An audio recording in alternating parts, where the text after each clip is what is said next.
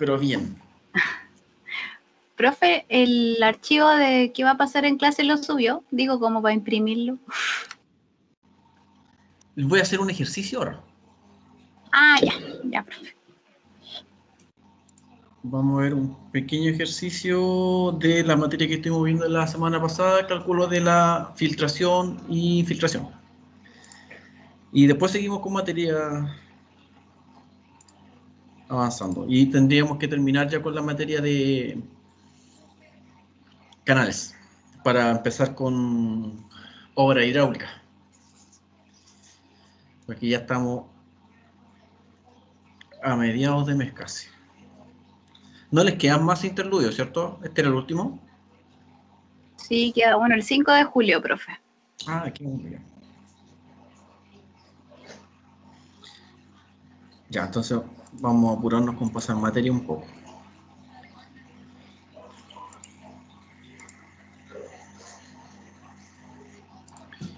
Y les voy a hacer un ejercicio más de ejemplo que me pidieron de perfil, pero para eso necesito la clase más tiempo, entonces eso lo vamos a ver en la próxima clase. Para ver los perfiles hidráulicos y cálculo de momento y ese tipo de cosas.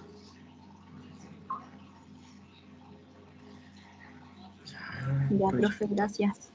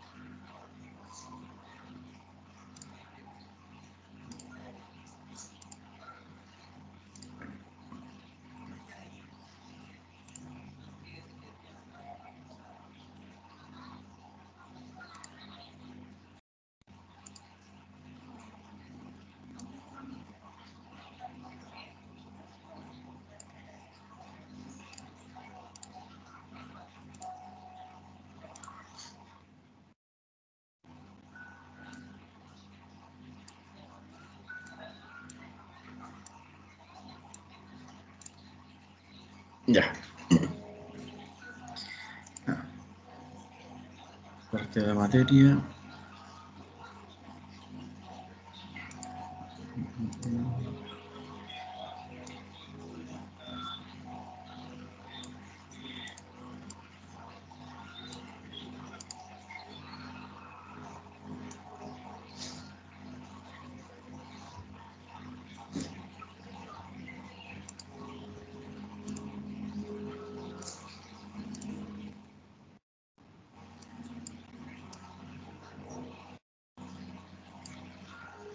Ya, eso es lo que habíamos visto dentro de la materia la semana pasada. Con respecto a la cantidad de caudal o gasto o flujo que se puede perder en una conducción, ¿ya? Dependiendo del material de las paredes, si es revestido o no revestido, del tipo de suelo, podemos tener más o menos cantidad de agua perdida en el trayecto. Agua que se tiene que considerar en la captación, ya que si nos están solicitando 20 metros cúbicos segundo a 5 kilómetros agua abajo, si vamos a perder agua dentro de ese trayecto, tenemos que considerar ese caudal de pérdida y sumárselo a lo que nos están solicitando como caudal. Entonces el ejemplo es un canal matriz de riego, ¿ya? Que no está revestido, por lo tanto está en contacto directo con el suelo. Tiene un ancho basal de 1,6 metros, taludes laterales de m igual a 1, y conduce un caudal de 4,5 metros cúbicos segundo. La pendiente es la que aparece ahí, 0,06%, y el coeficiente de rugosidad puede estimarse en un n de Manning de 0,03. También nos indica el tipo de suelo, ya que corresponde al limorenoso. ¿Cómo vamos a saber nosotros a qué tipo de suelo es? Bueno, se tiene que generar una calicata y y una mecánica de suelo para determinar cuál es el suelo con el que nos estamos encontrando en la etapa de proyecto y después en la construcción, obvio. Se debe estimar la pérdida por infiltración que puede esperarse en una longitud de canal de 8,3 kilómetros.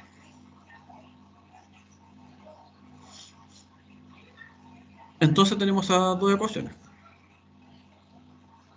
¿Ya? La de Moritz para directamente el valor de I de infiltración y después la fórmula para sacar la infiltración total.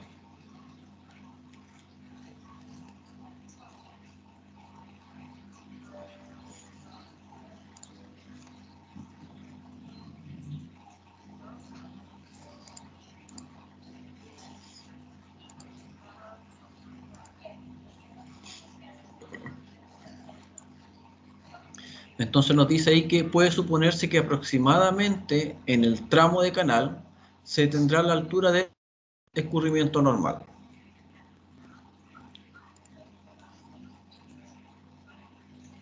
¿Recuerdan cómo yo podría obtener el escurrimiento normal? ¿A través de qué ecuación?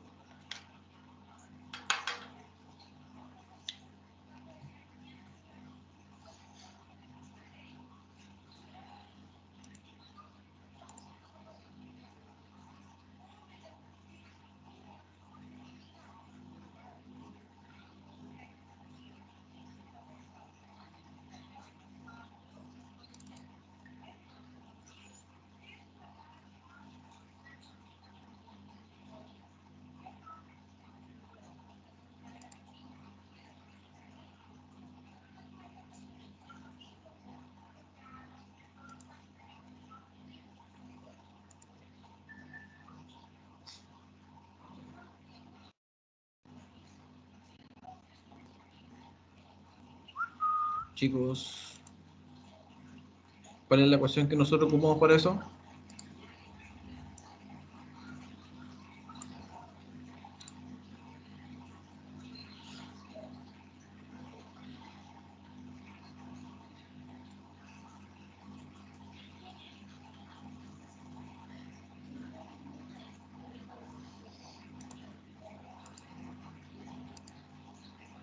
No me acuerdo, profe. ¿La de Manning o no, profe? Exactamente. Ya. Recuerden que siempre cuando nos dan datos, por ejemplo, tenemos caudal, tenemos parte del área mojada, en este caso nos dicen B,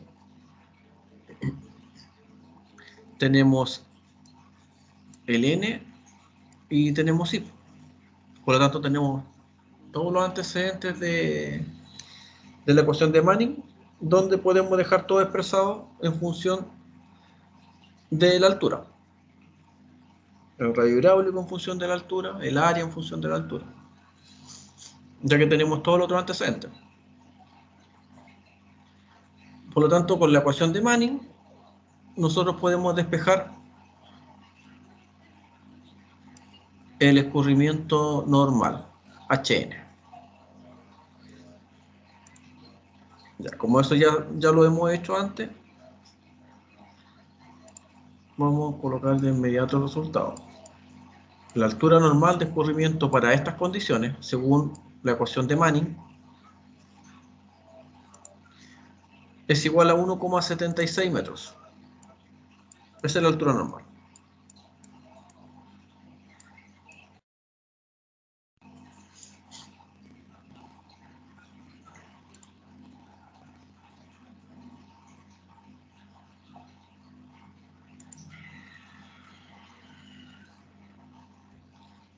Ya, ¿qué otro dato necesitaríamos nosotros acá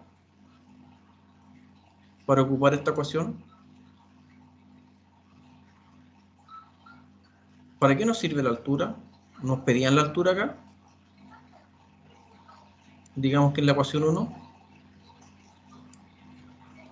Para sacar la velocidad. Ok. Por lo tanto, una vez que obtenemos la altura normal,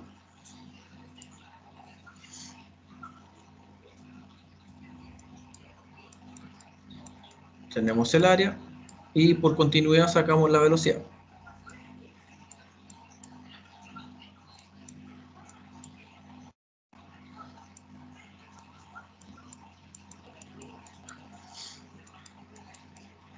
Entonces, por continuidad nos daría una velocidad de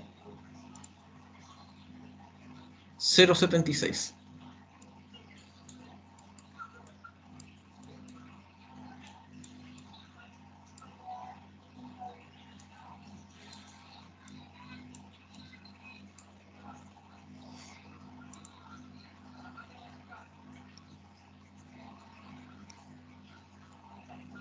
Ok.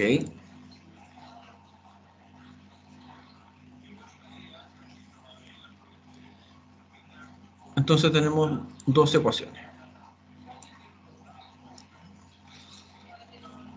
Si se fijan, la 1 es complemento de la 2.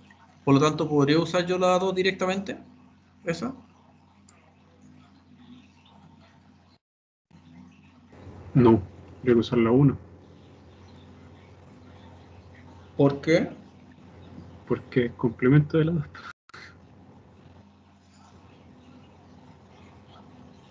Ya. Veamos qué pasa. ¿Cuánto sería la infiltración? Recuerden que eso es por kilómetro de canal. Digamos que es como cuando nosotros calculamos el J, la pérdida unitaria. Acá va a ser como la filtración unitaria. Nos faltaría C para poder determinar.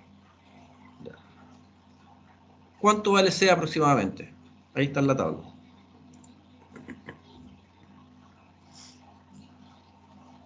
Según las condiciones de suelo era limo arenoso. 0,41. Ah, no, 0,66. Claro, el otro es una mezcla entre arcilla y limo arcilloso. Este era limo arenoso. Por lo Ahí. tanto, 0,66.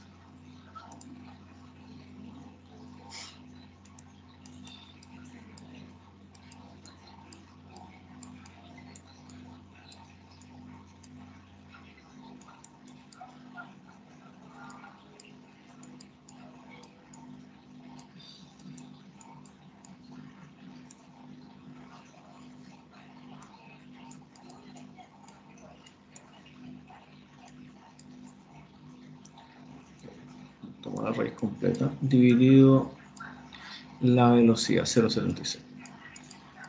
Ya, ¿cuánto les daría eso, chiquillos? A mí me dio 0,018.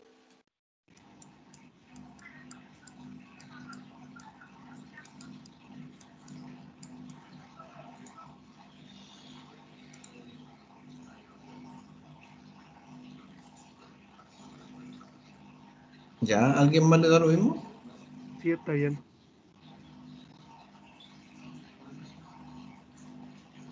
Ya, eso vendría siendo como la infiltración, es decir, la cantidad de caudal por kilómetro de canal. Y multiplíquenlo por 8,3.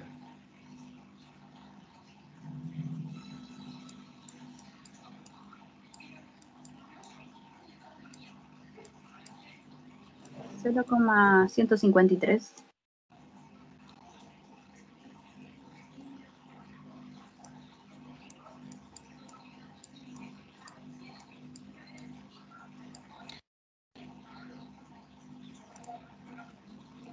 Cero coma 153, entonces, metros cúbicos segundo.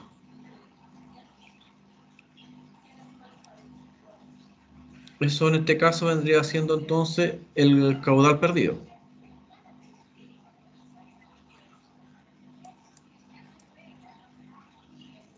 Profe, perdón, pero ¿por qué se multiplica por 8,3?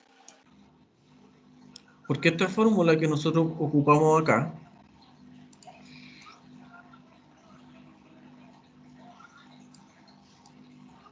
es esta. Y si tú te fijas acá, I es infiltración, ¿ya? En metros cúbicos segundo por kilómetro de canal. Recuerden que a nosotros nos están pidiendo estimar la pérdida por infiltración que puede esperarse en una longitud de 8.300 metros. Por eso les decía que tienen que asociar a como cuando calculábamos la pérdida unitaria, por el J, que al final el J lo multiplicábamos por el L, J por L, y nos Claro. daba la pérdida total en metros. Acá lo mismo, algo similar. Ah, ya, profe. Ya, sí, gracias. Ya, entonces ahora veamos qué pasa con la otra ecuación, con el I total.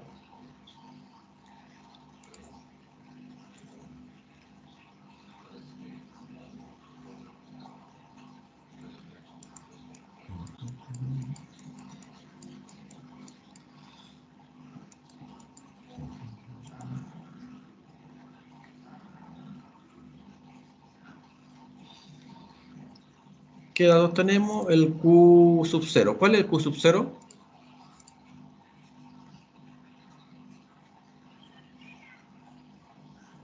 $4,5.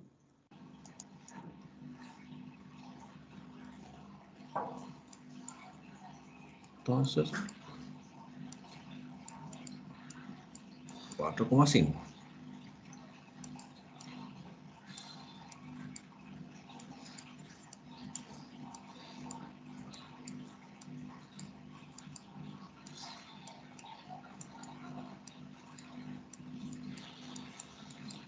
Por 0,66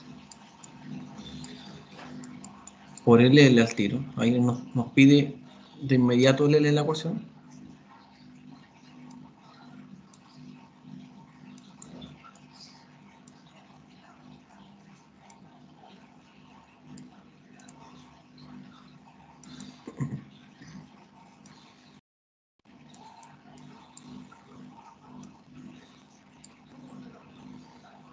Velocidad 0,76 por el caudal.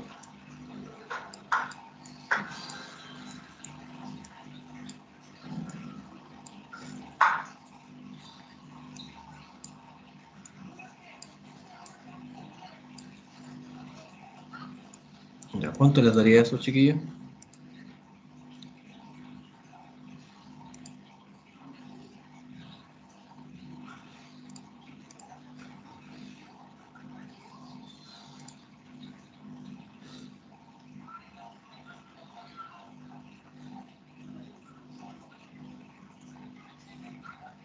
A mí me dio 0,076.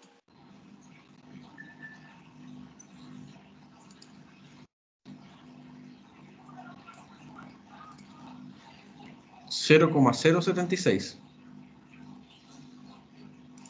Sí.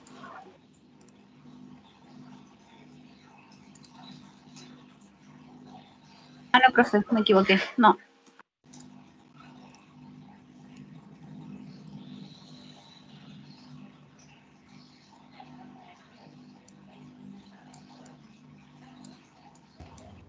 $0,15, profe, me dio a mí. Eso, sí, 0,15. En estricto rigor, debiera darle, yo creo que por lo decimal y todo lo demás,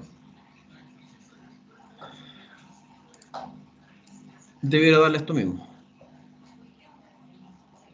Los 0,153. Sí, profe, da 0,152 me da a mí. ¿Ya? Es por cosas decimales que va variando un poco, pero si lo hacen, por ejemplo, en una planilla Excel, qué sé yo, debiera darle lo mismo. Por la aproximación. Entonces, fijan en lo mismo.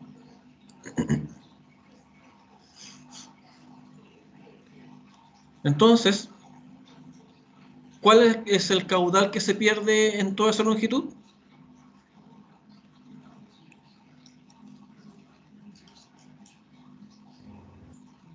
$0,152. Ya, ok. O 153, es lo mismo. Recuerden, es el mismo valor. Por lo tanto, ¿cuál tendría que ser mi caudal de diseño o caudal final? Caudal inicial menos lo que se pierde.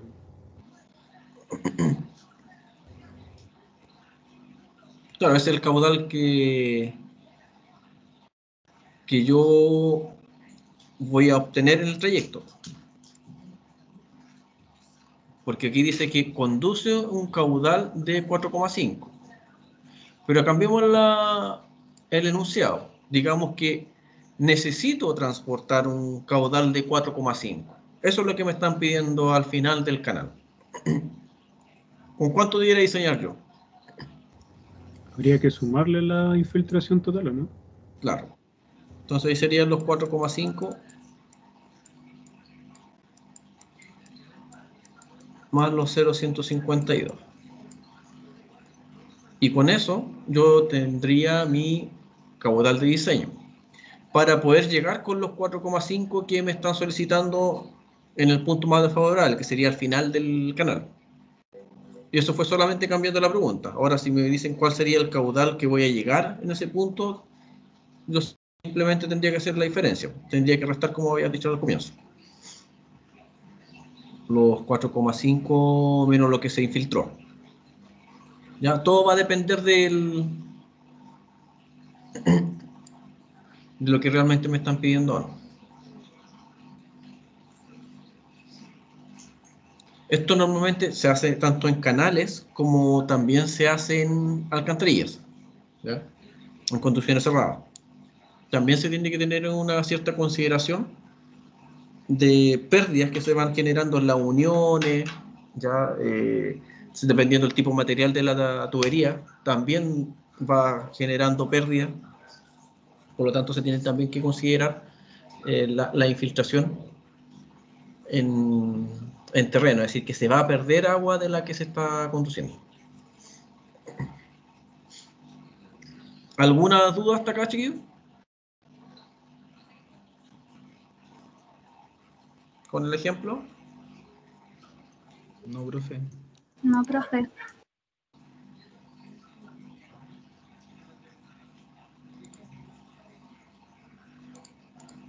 Ok. Entonces vamos a avanzar en la materia.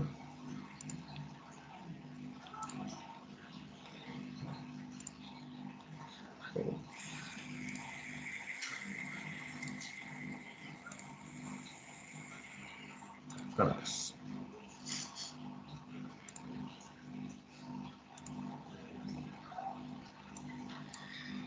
Ya, entonces, siguiendo con las conducciones abiertas, chiquillos. Entonces vamos a tener dos condiciones en el diseño. Podemos tener condiciones de canal revestido o sin revestir. Diferencias. Y estas diferencias se pueden apreciar de inmediato en la tabla. En esta tabla que está acá abajo. ¿Ya? Por ejemplo, un canal revestido, ¿ya?, de la misma sección puede transportar incluso casi el doble de caudal de lo que le haría un canal sin revestir. ¿Ya? ¿Por qué creen ustedes que se genera eso? ¿Por qué el canal revestido puede transportar más? ¿Qué cambia en el diseño? El tema de las infiltraciones. Infiltra La menos. infiltración. Ya, ok. Pero aquí habla de la capacidad de porteo directamente. Eso es lo que puede conducir esa sección. Independiente de lo que yo voy a perder en el trayecto, que obviamente también influye.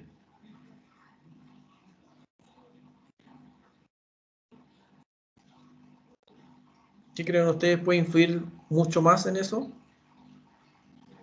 En esas secciones. La maleza.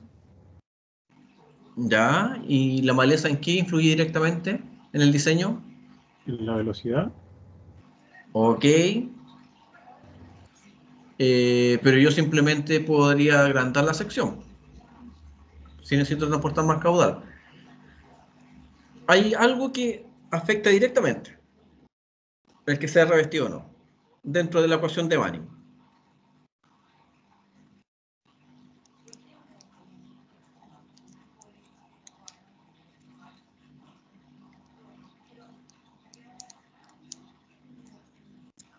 dentro de la ecuación de Manning. ¿Qué creen ustedes que es lo que se afecta directamente si es revestido o no?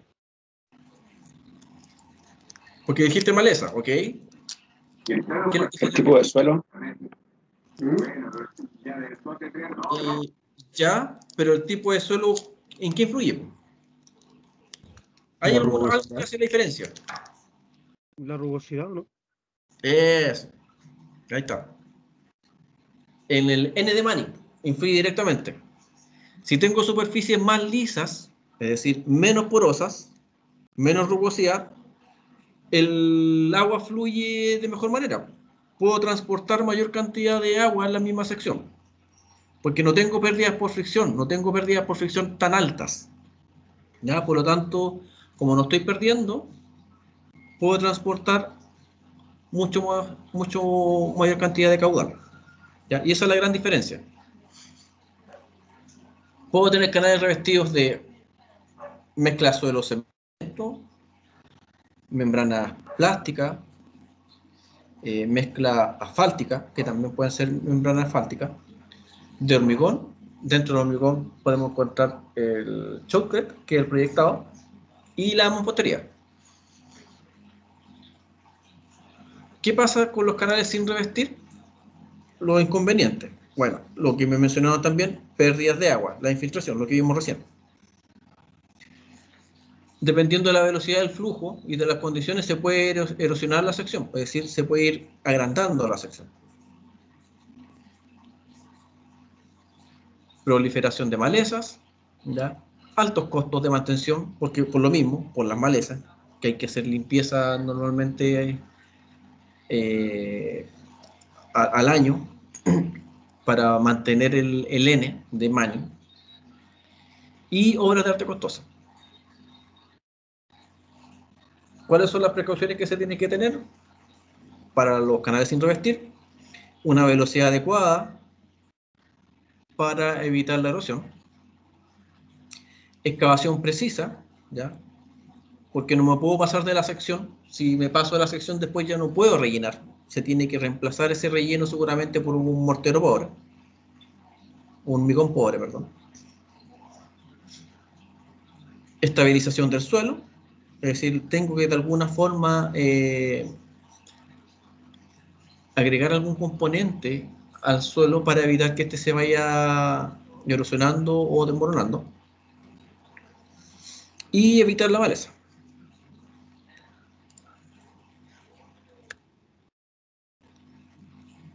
Entonces ahí están los diferentes tipos de construcción abierta, ¿ya? Sin revestir directamente, de hormigón, mampostería y con membrana.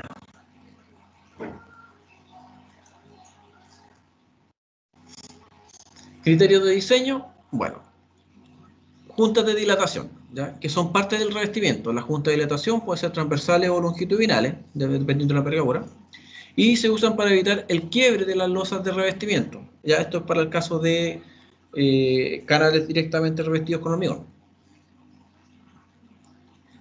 El trazado de los canales. En el trazado se debe tomar en cuenta diferentes aspectos, ya sea el material de construcción, los costos que generan esto, la eficiencia, es decir, con cuál material a lo mejor me puedo demorar más o menos en la construcción, ¿ya? Si tengo disponibilidad de los materiales de construcción, y también se tiene que tener en consideración el valor directamente, el costo por kilómetro de canal.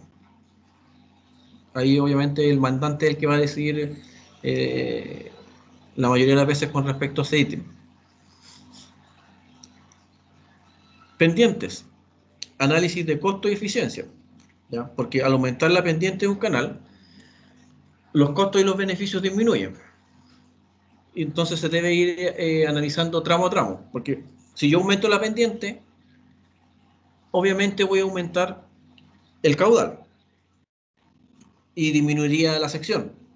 Pero significa que si aumento la pendiente en un terreno plano, significa mayor volumen de excavación. Y por lo tanto ya el diseño va a ir cambiando. Entonces normalmente se tienen que ir adaptando a las condiciones mismas del terreno para evitar tener que tener mucho corte en la obra y a la vez también mucho terraplén. Hay que buscar una media en el diseño. Curvas o ondulaciones hacen que la rugosidad aumente, ¿ya? Por lo cual disminuye la capacidad de caudal y se crean corrientes de flujo secundario. Y costos involucrados por estructura, ¿ya? Analizar los costos de todas las obras de arte involucradas.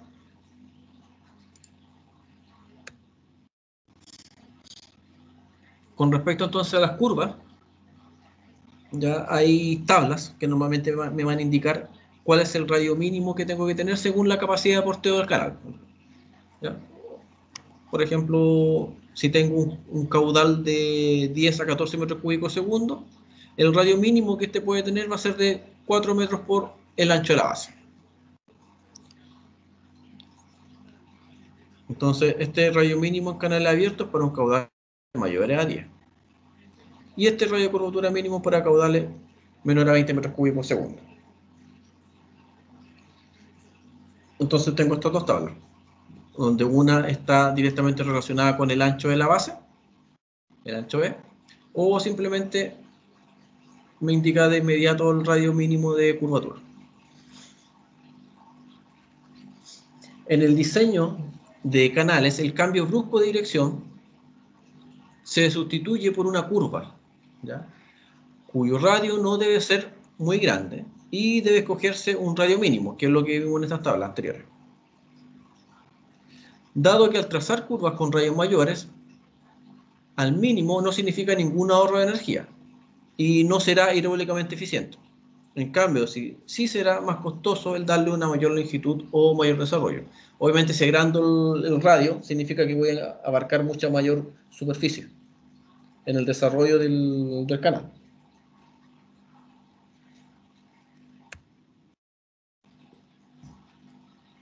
Entonces, otra forma también de calcular el radio mínimo en curva sería con esto de acá, donde me indica que el radio mínimo tiene que ser mayor o igual a 5 veces el LOT, que va a depender obviamente si es rectangular o trapezoidal, el espejo de agua. Si se fijan, al final es bien similar a lo que vimos acá anteriormente. Vendría siendo casi esta media de 14 a 17 metros cúbicos segundo, donde 5 es el ancho de la base. Esto vendría siendo para canal rectangular y esto vendría siendo a lo mejor para canal trapezoidal. Normalmente estas tablas son para escurrimiento subcrítico, es decir, de río. Recuerden que normalmente las condiciones de diseño son para conducir río, ¿ya? Subcrítico.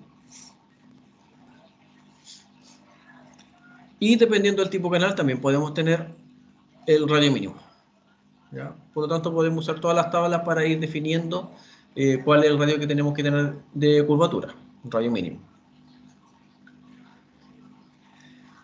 Y para escurrimiento de torrente supercrítico, el radio mínimo queda definido por esta ecuación. En el caso de que tenga un tramo de canal donde tenga escurrimiento supercrítico de torrente, puedo ocupar esta ecuación.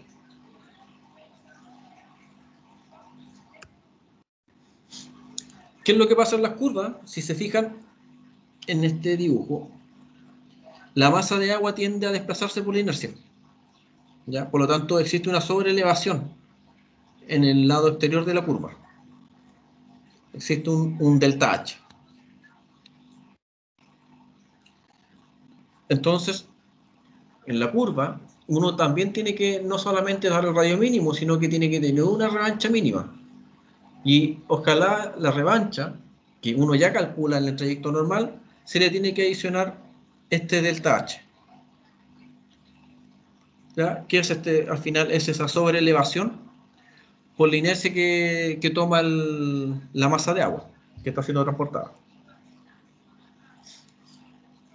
Recuerden que en alguna bibliografía aparece M, ¿ya? Pero es el Z que hemos visto siempre. Igual que en el mismo ejercicio de infiltración, también indicaba M, es el Z, delta luz, ¿ya? Por si acaso. Entonces, para la sección trapezial en régimen subcrítica, es decir, de río, puede optarse un CD igual 0,5. y con esta ecuación podemos calcular el delta-H. Y esto es lo que pasa en las curvas. La masa de agua tiende a tener una trayectoria, por lo tanto, se genera la sobreelevación en el lado externo, en el lado exterior.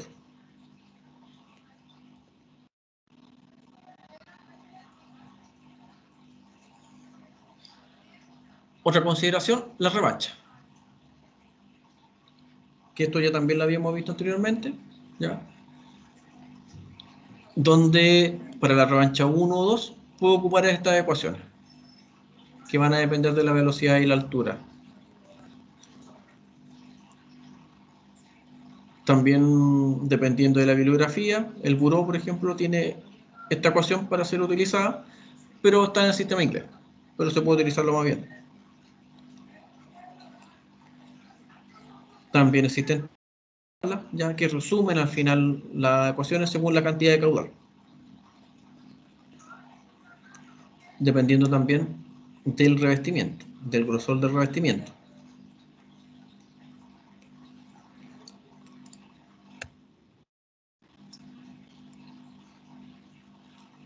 Existen también pérdidas de carga en las curvas, ¿ya? Las pérdidas de carga producidas por las curvas son pequeñas, ya por lo tanto se pueden incluir como una pérdida friccional. ¿Y cómo se incluyen? A través del N.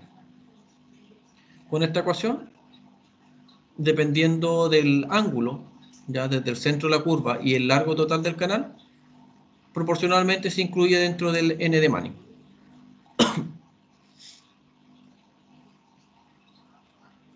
Y esto es siempre y cuando cumpla con esta condición, de que el largo partido por el radio de la curva sea mayor o igual a 3. Acá en esta tabla, ya, que menciona o deja en evidencia la importancia del espesor según el caudal. El espesor de revestimiento de la superficie. Es decir, si tengo estos espesores, ¿ya?, puedo transportar mayor cantidad de caudal. Ahora, obviamente también dependiendo del material de revestimiento. Por ejemplo, hormigón proyectado o shotcrete podría transportar hasta unos 15 metros cúbicos segundo, pero tendría que tener por lo menos un espesor de 5 centímetros ese shotcrete. Puedo tener hormigón con cemento Portland, simplemente sin armar, hormigón asfáltico o hormigón armado.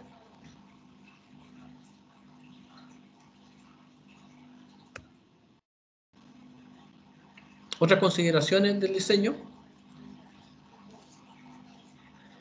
es que en lo posible se trata de que el canal tenga una energía de escurrimiento donde se cumpla que la energía del canal sea igual a 1.1 veces la energía crítica, es decir, que esté sobre la energía crítica.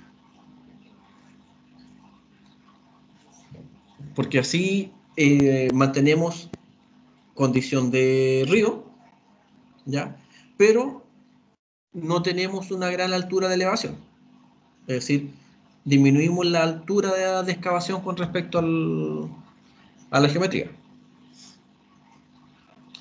Para verificar las velocidades máximas se suele utilizar coeficiente de rugosidad de n Manning pequeño. Esto es para las velocidades máximas. Es decir, un número de Manning pequeño, es decir, que tiene poca rugosidad.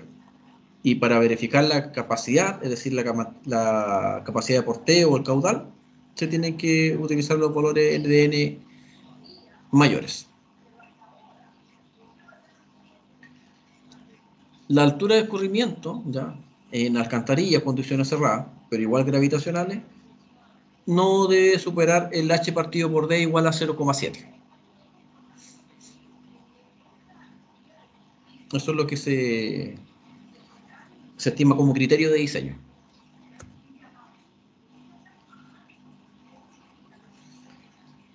Dentro de la construcción se tiene que tener la consideración de los rellenos, ¿ya? Por ejemplo, los rellenos contra estructuras de hormigón se emplearán de preferencia los materiales provenientes de las mismas excavaciones. Obviamente, el escarpe tendría que descartarse, y excluyendo toda la materia orgánica, fango, etcétera, que es lo que normalmente está dentro de los escarpes. El tamaño máximo del material a ser colocado será de 2 pulgadas y la inspección técnica podrá reducir este tamaño máximo o bien autorizar tamaños mayores en casos especiales. Obviamente, la ITO le va a consultar al proyectista o al calculista ya si puede generar estos cambios en la granulometría. Los materiales se colocarán en capas horizontales no mayores de 30 centímetros con la humedad óptima. La compactación se efectuará con compactadores de impacto, tamper o placas vibratorias de peso no mayor a 200 kilos. Nuevamente, la inspección técnica podrá autorizar equipos mayores a petición justificada.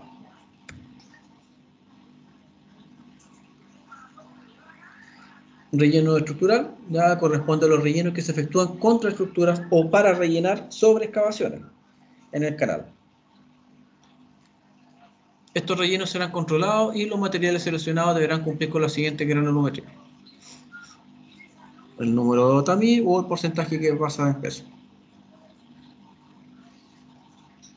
Y pueden ser del tipo A o tipo B. Esto es simplemente para el relleno, es decir, que cuando les comentaba que en realidad en la excavación se tenía que tener cuidado cuando no eran directamente contra el suelo, eran sin revestimiento, es porque cuando uno ya mueve el terreno natural, que ya estaba compactado naturalmente, difícilmente alcanza las mismas condiciones de compactación, por lo tanto se tiene que rellenar, y ese relleno pasa a ser relleno estructural.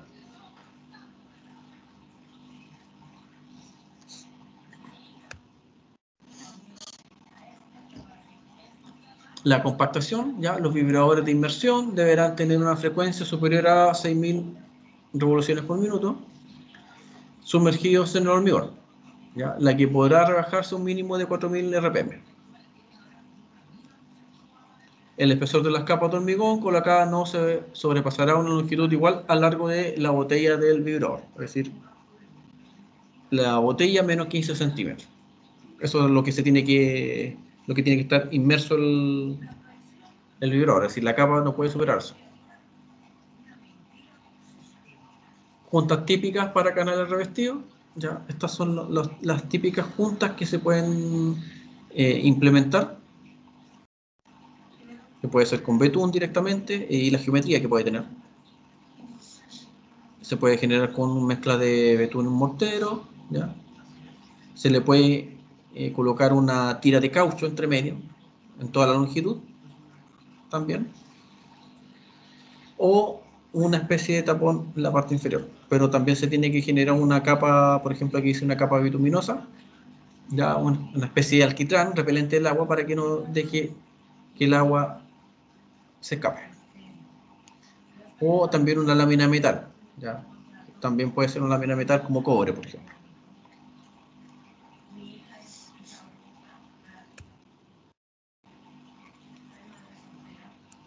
Dependiendo de la envergadura se va a elegir la maquinaria a utilizar. Obviamente, para un canal de estas dimensiones no es necesario una retroexcavadora como esta. Todo va a depender de la sección. Si se fijan, aquí están dejando el borde libre, que es para transitar. Y se están generando los paños para esta junta.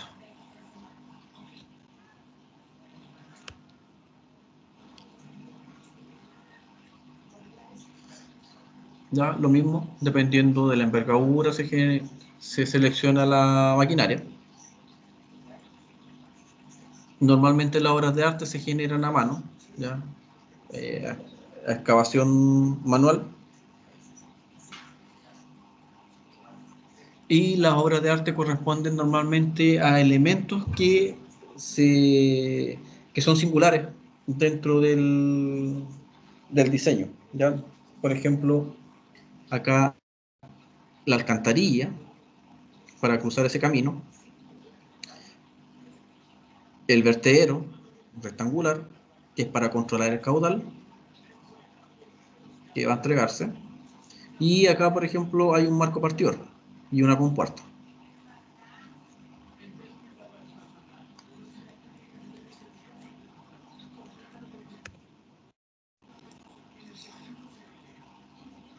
La construcción del revestimiento ya se empleará árido grueso con tamaño máximo de 1 pulgada y normalmente el hormigón será grado H20. Cualquiera sea el método o el modo de colocación, el hormigón deberá compactarse por vibración. El curado deberá efectuarse siempre en un ambiente húmedo, ya prolongarse durante 14 días mínimo y se debe humedecer. ¿Ya? Normalmente se tiene que ir colocando un sistema de aspersión para mantener la superficie del hormigón húmedo y poder irlo humedeciendo para favorecer el curado correcto. El revestimiento será curado con un compuesto incoloro o cuyo resultado final sea incoloro, ya permitiendo ver el color del hormigón natural. Cuando se requiere, dependiendo de las condiciones del tiempo, acelerar el fraguado o el curado, ese proceso, se le colocan aditivos. Y los aditivos, lo que está diciendo acá es que ojalá sean incoloros. Una vez colocado el hormigón, se alisará con llana, ya con llana o plana, hasta darle un acabado liso, ya como lo requieren las funciones hidráulicas, porque recuerden que el hormigón tiene que ir una superficie lisa, ¿ya? Para cumplir con el N del diseño, el N de Manning. Y acá, pregunta, no se aceptará hormigón que tenga una temperatura mayor a 32 grados Celsius al colocarlo. ¿Por qué creen ustedes que no se puede aceptar hormigón a esa temperatura?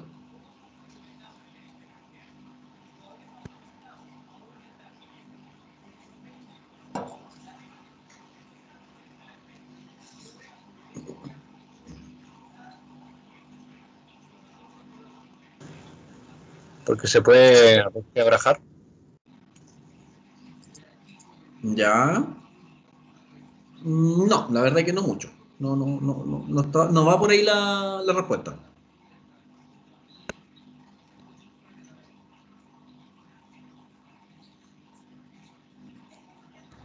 Que después al enfriarse se contrae.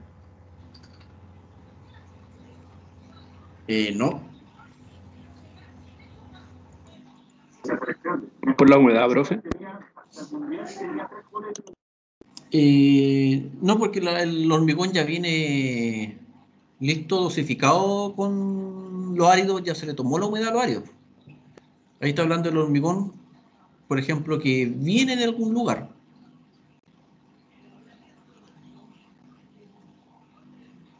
Por ejemplo, de algún camión.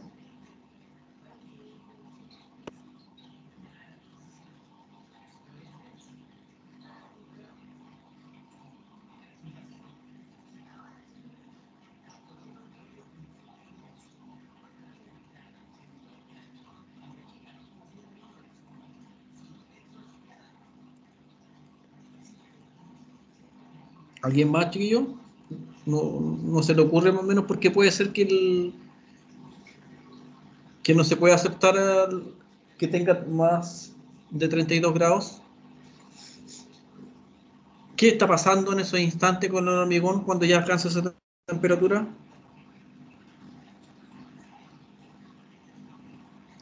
Profe, no tiene nada Por que el ver con fraguado. la fluidez. Ya, no tiene que ver con la fluidez. Sí tiene que ver con el fraguado. ¿Qué pasó con el fraguado a esa temperatura?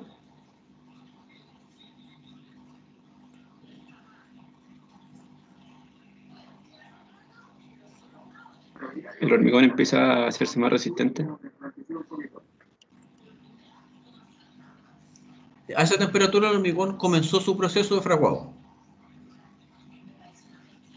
Entonces ya las condiciones de tener un hormigón que ya comenzó su proceso de fraguado, volver a revolverlo y volver a mezclarlo para volver a colocarlo, no voy a alcanzar las resistencias que están diseñadas en el proceso. Por ejemplo, ya no alcanzaría un grado H20, porque ya comenzó su proceso fraguado. Recuerden que la temperatura del hormigón normalmente debería ser casi la temperatura del agua que se le adiciona. No debería ser mayor a eso. Entonces, si ya viene con mucha temperatura, porque ya el hormigón ya está fraguando hace mucho rato. ¿Ya? Así que eso es una condición, y yo creo que eso también lo tienen que haber visto, que el diseño de hormigón, no sé cómo se llama el ramo que ahora, que en realidad el proceso fraguado a cierta temperatura ya condiciona el poder aceptarlo o no en obra. Pero tiene que ver directamente con el proceso de fraguado.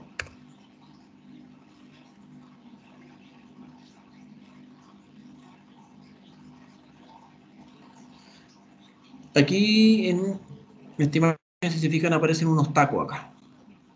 Ya al final son estacas, que lo que permiten es que la malla no esté en contacto directo con el terreno, para que quede la malla al final envuelta en el hormigón.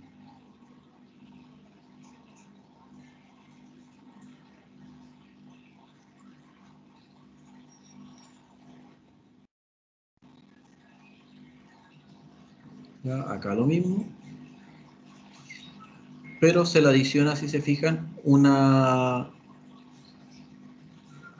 barrera más que de humedad, y sobre esa barrera de humedad se le coloca el hormigón. Acá, si se fijan, hay una bomba que está succionando el agua de este sistema de drenaje.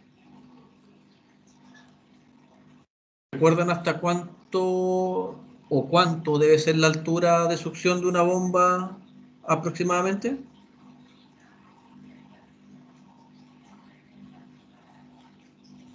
¿Puede ser mayor a la presión atmosférica?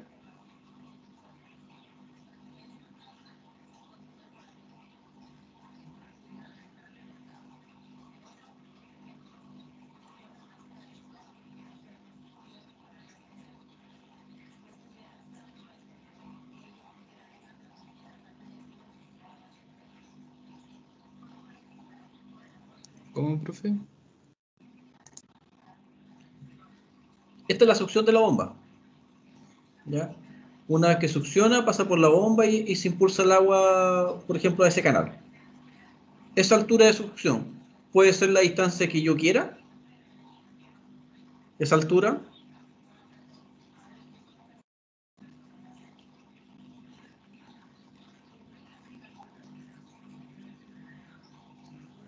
No, profe.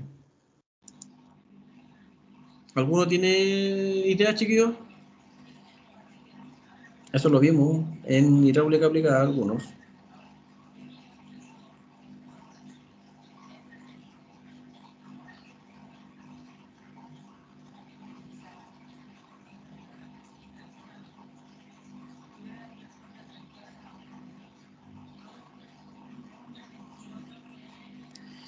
Ya, la succión no puede superar normalmente la presión atmosférica. Ya haciendo el equilibrio de Bernoulli entre la bomba y la altura geométrica,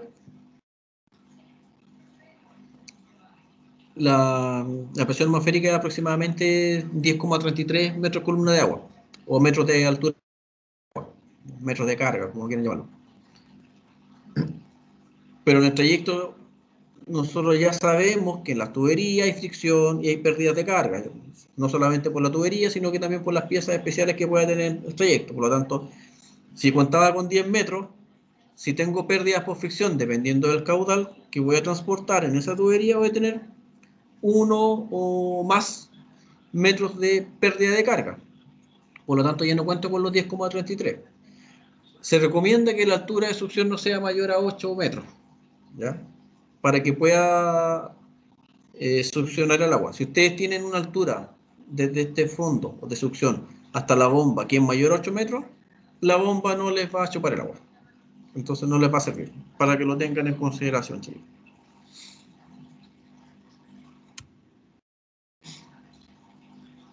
cuando hay clima ya que no es favorable para las condiciones de ejecución de este tipo de obra, se tiene que buscar las condiciones, como tapar, por ejemplo, la obra que se está generando, para que no se vea afectada por la lluvia. Y si necesitamos adicionar temperatura, esto debiera bajar y debiera hacerse por secciones para tapar completamente, generar una especie de carpa y colocar calefactores dentro del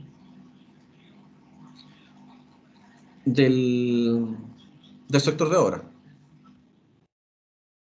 para alcanzar la temperatura deseada. Recuerden que el hormigón tampoco baja temperatura, no va a alcanzar la temperatura de fragua y no va a fraguar nunca, por lo tanto nunca va a alcanzar su resistencia. Dependiendo obviamente del tipo de elemento, se pueden incluso generar las construcciones con este tipo de elementos, ya que son parecidos a los finishes de pavimento asfáltico, donde se va trasladando y se va colocando dentro de un carro ya el hormigón y se va distribuyendo.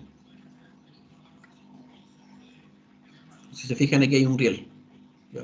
En ese riel se está transportando este tipo de maquinaria. Otra obra de arte, ¿ya? En este caso ahora un cajón, no una alcantarilla. Acá lo mismo, son 4 cajones. Otra obra de arte.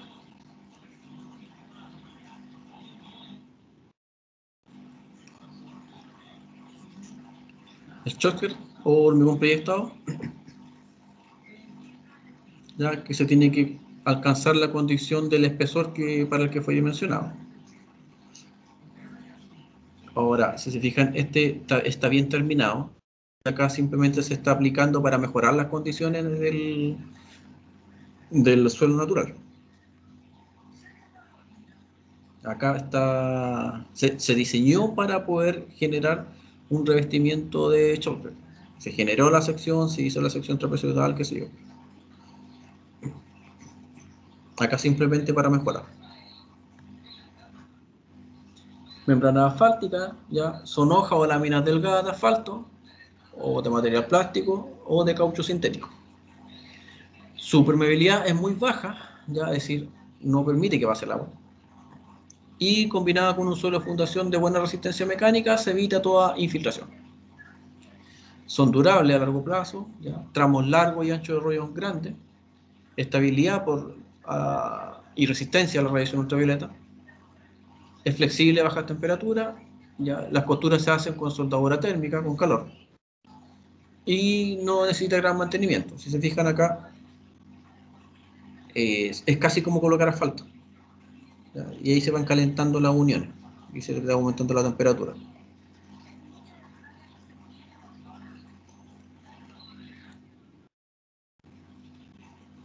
La colocación de esta membrana ya es sumamente simple y una vez que el suelo ya ha sido preparado, es decir, el suelo sí se tiene que preparar antes. Se tiene que perfilar, ya, eliminar toda piedra que pueda a lo mejor romper la membrana, que tenga canto vivo. Se recomienda disponer una capa de arena, ya en algunos casos, es decir, antes entre el terreno natural y la membrana, una capita de arena para evitar que queden los cantos vivos de las piedras directamente en contacto.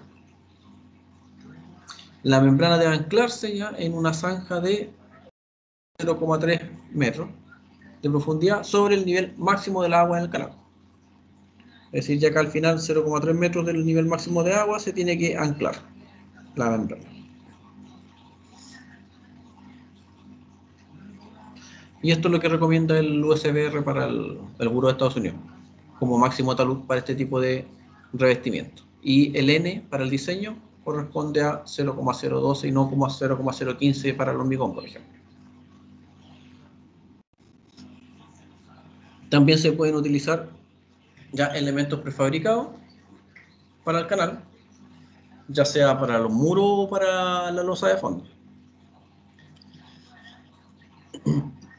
La principal ventaja del hormigón prefabricado es la posibilidad de ejercer un control de su calidad. Como se hacen en masa, ya se pueden ir controlando mucho mejor a través de los ensayos, la calidad del hormigón.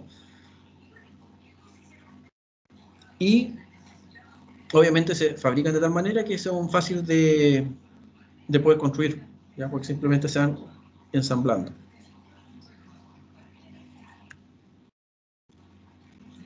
¿Ya? Construcción prefabricada, muro, ¿ya?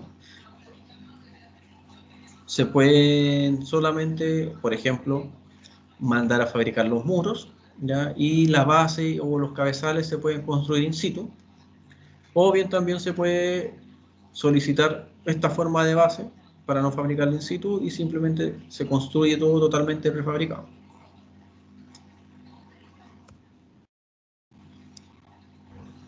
Con la mampostería, ¿ya? Que normalmente es el revestimiento de piedra, es un material que es muy empleado donde hay abundancia de este tipo de material. Este revestimiento es generalmente más barato que el revestimiento de hormigón. Su costo va a depender directamente de la mano de obra. Si tengo bastante mano de obra, obviamente va a disminuir el costo. Es conveniente utilizar un mortero rico en cemento con una dosis de unos 420 kilos de cemento aproximadamente por metro cúbico. Y hay que limitar la velocidad de escurrimiento a 1,5 metros por segundo aprox. Este es el betún que se coloca en la junta, ¿ya? Normalmente tiene esa forma y se va aplicando a mano en las juntas.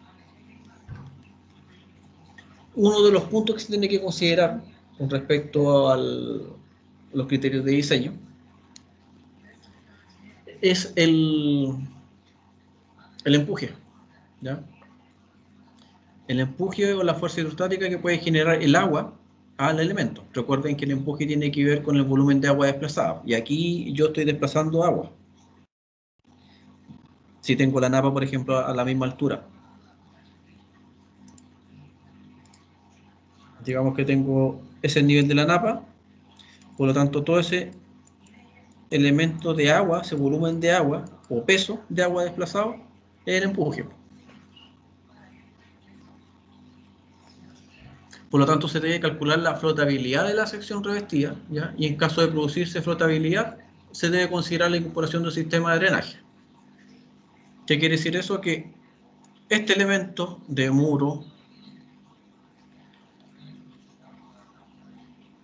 debe generar un mayor empuje que lo que está generando el agua hacia arriba. El peso de este hormigón tiene que ser mayor al empuje del agua para que no flote, si no va a flotar el elemento, se va a desplazar. Por lo tanto, el peso del hormigón tiene que ser mayor al peso del agua desplazada. Y si es así, no es necesario colocar un sistema de drenaje. Bueno, acá en este ejemplo lo que se indica normalmente, aquí está el desarrollo, lo pueden revisar, es que el empuje de la napa, es decir, el agua está empujando mucho más que lo que pesa el hormigón para estas condiciones de diseño, para un hormigón de 6 centímetros de espesor. Es decir, en este caso, este canal está flotando. Se va a ver empujado por el agua hacia arriba por la supresión. Para que eso no llegara a suceder, debiera tener un espesor del elemento de hormigón de 27 centímetros, lo que obviamente va a encarecer todas las obras. Entonces, en ese caso, es mucho más económico y favorable colocar un sistema de drenaje acá en el fondo, que al final consta de un tubo de drenaje y material granular. Y sirven entonces para aliviar la presión. ¿Qué presión? La del agua, la presión hidrostática de empuje. Entonces, la falla de los revestimientos en los canales se debe principalmente a un exceso de presión hidrostática detrás de los revestimientos. ¿Por qué? Porque seguramente el nivel de la napa está siempre cerca de la superficie. Si la napa está acá abajo, no necesito nada. No está empujando el agua.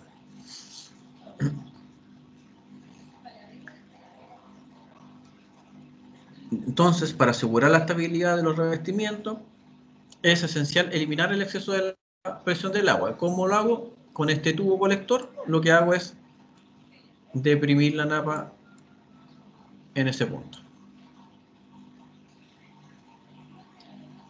Normalmente se hace con una tubería de drenaje, ¿ya? Puede ser PVC ranurado o cualquier otro tipo de tubería de PVC. Acá esto es en realidad 110. Bajo el revestimiento en el lado de un cerro, por ejemplo. Acá. Esto es lo que hace o lo que logra el drenaje. Ya que la napa, que en realidad debiera tener o debiera seguir siempre en esa condición, la deprime. Bajo el talud del revestimiento se dispone una capa drenante de gravilla, es decir, se tiene que colocar sí o sí una capa bajo el revestimiento de gravilla de unos 20-40 milímetros, ¿ya? Y esto tiene que tener un espesor de 15 a 30 centímetros. Esto se apoya sobre el terreno, ¿ya? Sobre una capa de geotextil, para evitar que la capa drenante se contamine con material. La capa de geotextil normalmente es una tela, ¿ya? Que permite el paso del agua, pero no de elementos finos. Es decir, como el agua va al final arrastrando los sólidos o las partículas finas del suelo, lo que hace el geotextil es que sirve como una barrera y no deja pasar los sólidos ni que sean arrastrados al agua, porque si arrastro los sólidos finos, al final voy a generar socavaciones acá. Entonces, sí o sí tiene que ir siempre una barrera como la del geotextil. Normalmente en los sistemas de drenaje va siempre una lámina de geotextil. Cada cierto trecho a lo largo del canal, el dren debe descargar a un punto bajo del terreno en el sentido transversal para mantener la capacidad de la tubería de drenaje. Es decir, cada cierto tramo, si se fijan, este canal aquí después va descendiendo. Cada cierto tramo se le hace el despiche a esta tubería para que vaya botando el caudal.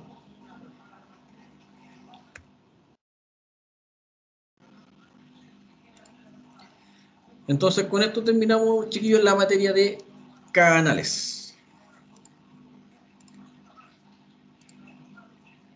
Les voy a subir la materia y ya esta semana supuestamente marcha blanca. La próxima semana, entonces, la próxima clase vamos a ver el ejercicio. Y ya la próxima semana les voy a dar ya taller para que empecemos a revisar. Y esto sería el día lunes. Y si Dios quiere, el día jueves ya le voy a estar dando la siguiente prueba para tener ya la nota de prueba mínima para cerrar el semestre en caso de que no alcancemos a hacer una tercera.